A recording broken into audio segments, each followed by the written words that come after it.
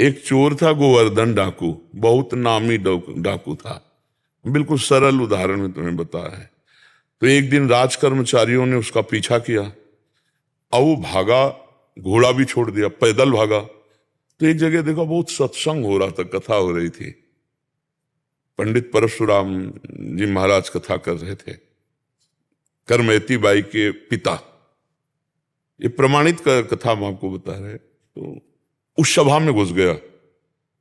तो राज कर्मचारी आए, सोचा सभा में चोर कैसे हो सकता है, यहां तो चोर घुसने का अब उसको पाया ही नहीं। जब कथा 2-3 घंटे बाद समाप्त हुई तो कथा का प्रसंग चल रहा था। वृंदावन में श्री बांके बिहारी लाल को आज यशोदा मैया ने सोने की करधनी, सोना, वो तो चोर आदमी, करधनी सोने की। भगवान श्री कृष्ण चंद्र जी को बांके बिहारी को कह के पुकार, 8 वर्ष की अवस्था है, मैया ने सोने की लकुट दी, सोने का। अरे इतना माल एक साधारण, और गाय चराने अपने सखाओं के साथ जा रहे हैं। कथा समाप्त हुई, नजदीक पहुंचा, चाकू निकाली, पंडित परशुराम जी के गले में लगाई, पता लिखो। ये जो इतना धनी बालक का वर्णन कर रहे थे, पता लिखो। उन्होंने देखा तो उनका डाकू है जो मेरा नाम सुन करके भयभीत हो जाते हैं, हमारा नाम गोवर्धन डाकू है। कहा भैया इतनी तुम्हें जल्दीबाजी क्या है? बोले पता लिखो। केवल कहा? बोले मथुरा क्षेत्र वृंदावन, बाप का नाम नंद बाबा,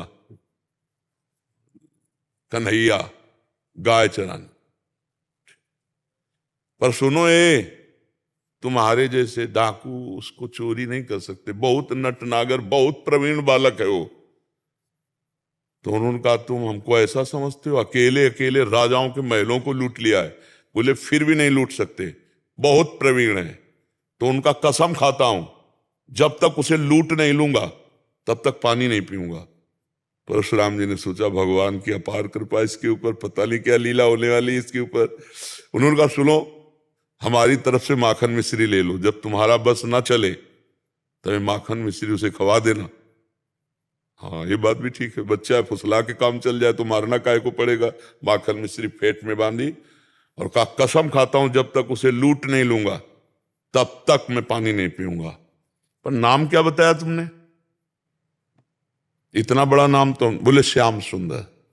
श्याम सुंदर, श्याम सुंदर, वृंदावन, गाय चराना, श्याम सुंदर। अब भगवान का चिंतन बनने लगा। देखो चिंतन बनने लगा। अब वो पैदल चल करके आया। अब एकांत में जहां गाय चरते तो पूछते श्याम सुंदर की गौएं कौन है? बोले सबे हैं, ये ब्रजमंडल है, हर गौशाला भगवान के नाम की है। नहीं, बोले वो जो यशोदा मैया ने श्रृंगार करके चराने में। बोले वो तो कथा में लिखा है, प्रकट में थोड़ी अब रह गया। अरे बोले नहीं, पंडित जी झूठ नहीं बोल सकते। हम लोग चोर डाकू झूठ बोल सकते हैं, पंडित थोड़ी झूठ बोल सकते हैं। भगवान तो है ना, वो अपने भगवान को तो श्याम सुंदर है ना। अब एकांत में विकल हो गया और कहा अगर कोई ईश्वर है तो मुझे श्याम सुंदर से मिला दे, क्योंकि मैंने कसम खाया है बिना लूटे पानी नहीं पिएंगे। इतने में आवाज आई एक ग्वारिया पर, ए श्याम सुंदर तुम्हारी गाय इधर जा रही।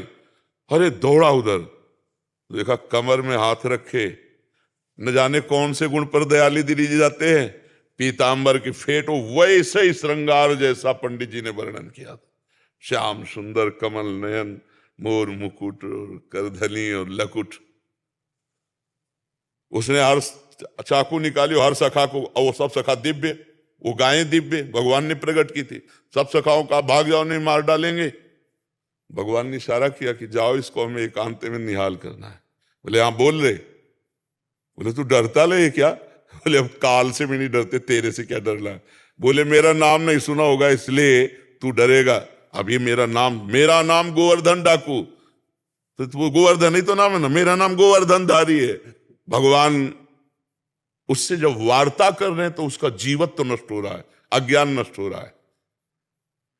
उन्होंने देखा बड़ा प्रवीण पंडित जी कह रहे थे माखन मिश्री खवा के काम कर ले। बोले सुनो,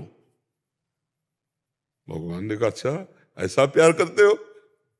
बोले प्यार के लिए नहीं है, ये सोना चांदी जो पहले ये उतरा ले के लिए। वो कहा ये तो वैसे ही उतार देंगे, लाओ तो माखन मिश्री खाई और कहा थोड़ा तुम खाओ, और जे भी भगवान ने चखाया उससे भगवत अज्ञान हो गया। अब भगवान को साष्टांग दंड, प्रभु प्रभु। एक बात सुनी कि कन्हैया गौवें चरा रहा है, चल पड़ा, कसम खा ली तो भगवान मिल गए। यहाँ जीवन व्यतीत हुआ जाता है, हलवा पूड़ी खा करके दिनचर्या का बैलेंस बनाते रहते हैं, तो भगवान कहाँ मिले? जब भूख प्यास सहकर केवल भगवान के दर्शन के लिए, तो भगवान उसी समय प्राप्त हो जाते हैं। हम लोग सुनते बहुत हैं, समझदार बहुत हैं, नहीं करना चाहिए ये भी जानते हैं, लेकिन भजन ना होने के कारण हम उसको उतार नहीं पाते हैं। भजन शुरू करो, अभी बात बन जाए। नाम जप करो और निश्चय करो कि मुझे इस मार्ग में चलना है, तो पापाचरण नहीं करना है, गंदी बात नहीं करनी, किसी को दुख नहीं देना, किसी का अहित नहीं करना, तो मंगल शुरू हो जाए। अभी दिव्यता आने लगे अंदर, अंदर की दिव्यता, ये बाहर शरीर का राग छूट जाता है। समझ पा रहे आप?